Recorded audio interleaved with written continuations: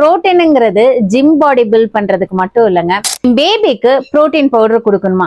இந்த கொஸ்டின் இப்ப ரொம்பவே காமன் ஆயிடுச்சுங்க. WHO ரெக்கமெண்டேஷன் பாத்தீங்க அப்படின்னா 1 இயர் பேபிக்கு 1.14 கிராம் பர் கேஜி, அவங்களோட கேஜியை பொறுத்து நம்ம அவங்களுக்கு புரோட்டீன் இன்டேக் கொடுத்தா போதும்.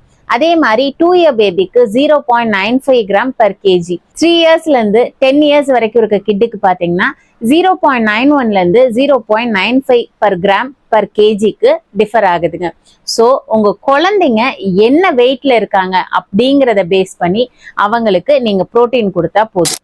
புரோட்டீனுங்கிறது ஜிம் பாடி பில்ட் பண்றதுக்கு மட்டும் இல்லைங்க, நம்மளோட மசில்ஸுக்கு, போன்ஸுக்கு, க்ரோத்துக்கு, இம்யூனிட்டிக்கு எல்லாத்துக்குமே முக்கியங்க.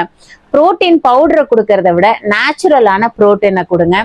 ஸ்ப்ரவுட்டட் கிரெயின்ஸ்ல இருந்து, நட்ஸ்ல இருந்து, மில்க் ப்ராடக்ட்ஸ், எக்ஸ்ன்னு நிறைய புரோட்டீன் சோர்சஸ் இருக்கு. கன்சிஸ்டன்சி தான் சீக்ரெட்.